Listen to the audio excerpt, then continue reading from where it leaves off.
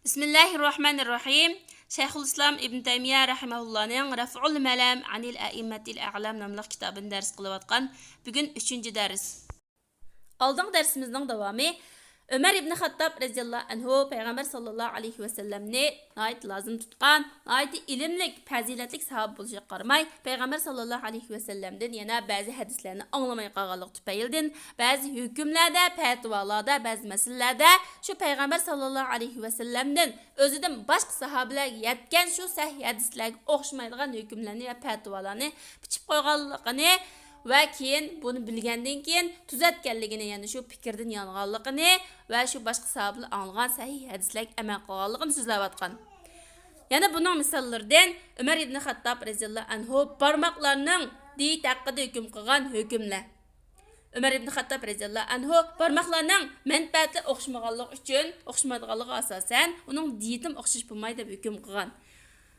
Amma Abu Musa Ash'ari va Abdullah ibn Abbas radhiyallohu anhuning qishida u ikkisi ilm jihatda Umar ibn Xattob radhiyallohu anhudan ko'p tuban o'rin tursimi, payg'ambar sallallohu alayhi vasallamning bu va bu o'xshash, ya'ni bosh barmoq bilan chimchiloq barmoq o'xshash degan bu hadis haqida ilm bor edi. Va bu sunnat Muaviya radhiyallohu anhuning xilofati mezgilida, uning imoratida yetgan, Muaviya radhiyallohu anhu yetgan. Shundan bilan Muaviya radhiyallohu anhu mushbut hukm qilgan. Musulmonlar buning agishdan boshqa chora topolmagan. Chunki gerçi Umar ibn Xattob radhiyallohu anhu boshqa hukm qilgan bo'lsa-mu, Abu Musa Ash'ari radhiyallohu anhu bilan Abdullah ibn Abbas ikkisida bu payg'ambar sallallohu alayhi vasallamdan anglagan sahih hadis bo'lg'achqa musulmonlar shunga amal qilgan. Bu hadis, ya'ni yuqorqi bu hadis Umar ibn Xattob radhiyallohu anhu haqida ayb hisoblanmaydi. Chunki bu hadis Umar ibn Xattob radhiyallohu anhu yetmagan. Shuningdek Umar ibn Xattob radhiyallohu anhu yana ihrom bog'lovchini, ihrom bog'lamoqchi bo'lgan kishini ihrom bog'lashdan ilgari xushbiroq ishlatishdan cheklagan.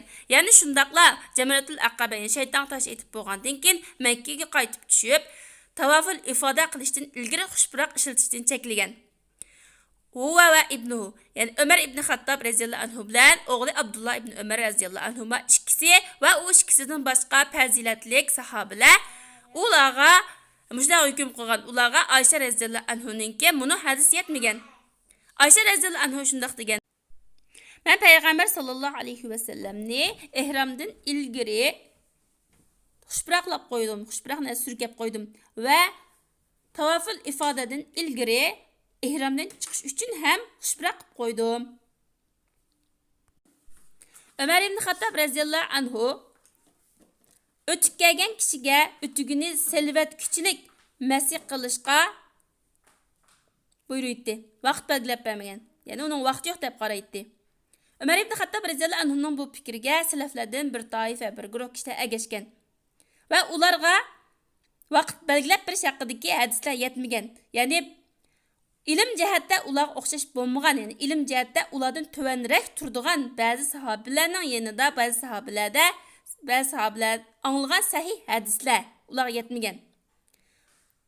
Payg'ambar sallallohu alayhi vasallamdan bu to'g'risida, ya'ni utikki masih qilish haqida sahih bo'lgan nurg'un yo'llardan hadis rivoyat qilgan. Ya'ni utikki masih qilish, utikni silvatkichilik bo'lmaydi, balki safar qilmay uyda muqim turadigan, o'zining yurtida muqim turadigan kishiga bir kech kunduz safar qilgan musofir kishi uchun 3 kech kunduz bo'ldi degan bu hadislar, sahih hadislar bu to'g'risidagi nurg'un yo'llardan rivoyat qilingan. Lekin Umar ibn Xattob radhiyallohu anhuga va yana shundaqlar bir turkum kishilarga bu hadis yetmaganligi uchun Umar ibn Xattob radhiyallohu anhu tak utikni silvatkichilik masih qilishga buyurgan. Shuningdek Osmon radhiyallohu anhu yo'ldishi o'lib ketgan ayolninki erning uyida, shu o'lib ketkichining uyida iddat tutadiganligi haqida ilm yo'q edi. Bilmaydi ya'ni. Hatta uningga Furay'a bintu Malik ning hadisi yetdi. Ning hadisi so'zlab berdi. Abi Sa'id al-Khudrining singlisi radhiyallohu anhuma o'zining maslasi haqida. Uning eri tugab ketgan vaqtida payg'ambar sallallohu alayhi vasallam uningga kitob ajal yetkicha o'zingizning uyda o'ltiring. Ya'ni iddatingiz to'shqichilik o'zingizning uyda o'ltiring degan. Osmon radhiyallohu anhu bu hadisni olib bu hadisni qabul qildi. Va yana bir qatim Osman radhiyallohu anhuga Osman radhiyallohu anhu uchun o'langan o hadiya qilindi. Uni yemoqchi bo'lganda Ali radhiyallohu anhuga payg'ambar sallallohu alayhi va sallamning ihramli holatda uningga go'sht hadiya qilingan vaqtida qaytirib o'tganligini so'zlab berdi.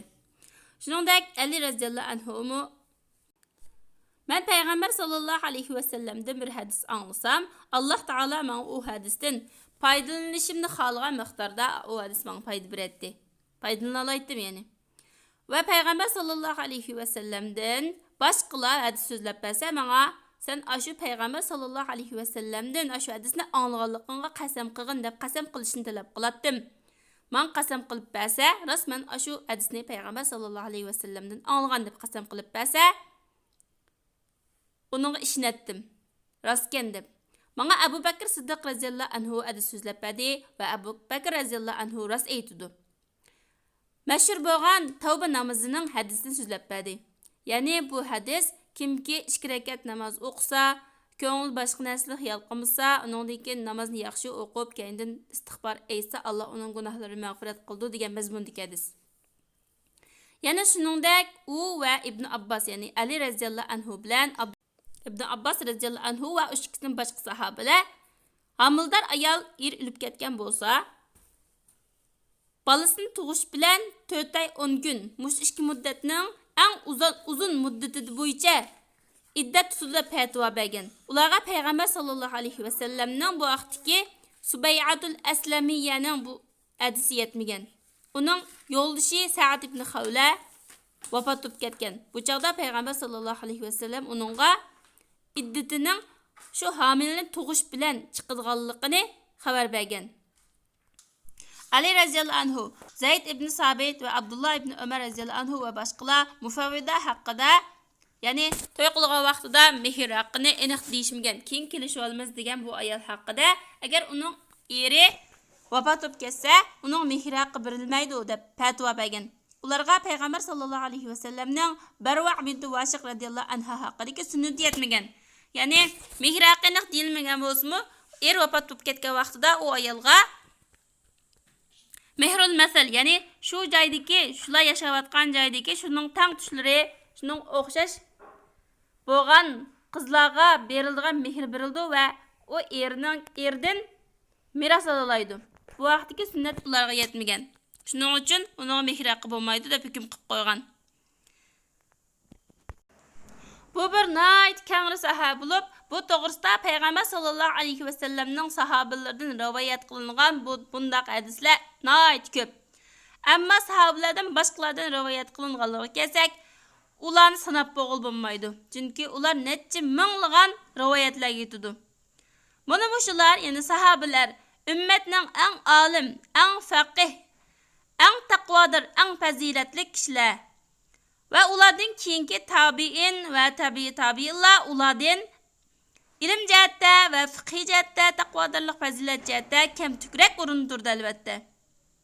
Shunday bo'lganligi uchun ba'zi sunnatlarning shu tabiinlarga, tabiin va undan keyingi mujtahid olimlarga ba'zi sunnatlarning maxfiy bo'lishi, yetmay qilishi, bilmay qilishi bitariq avlaroq bo'ldi. Shuning uchun buni bayon qilishga, buni so'zlab o'tirish hojat yo'q. Kimki shu hadislarning, sahih hadislarning hammasi imomlarning har biriga yetgan deb e'tiqod qilib qolsa, yoki muayyan bir imomga to'liq yetgan mush hadislarning, sahih hadislarning hammasi to'liq yetgan deb e'tiqod qilib qolgan bo'lsa, u chaqda u nayt qabih, nayt cho'ng xatolashquchi bo'ladi.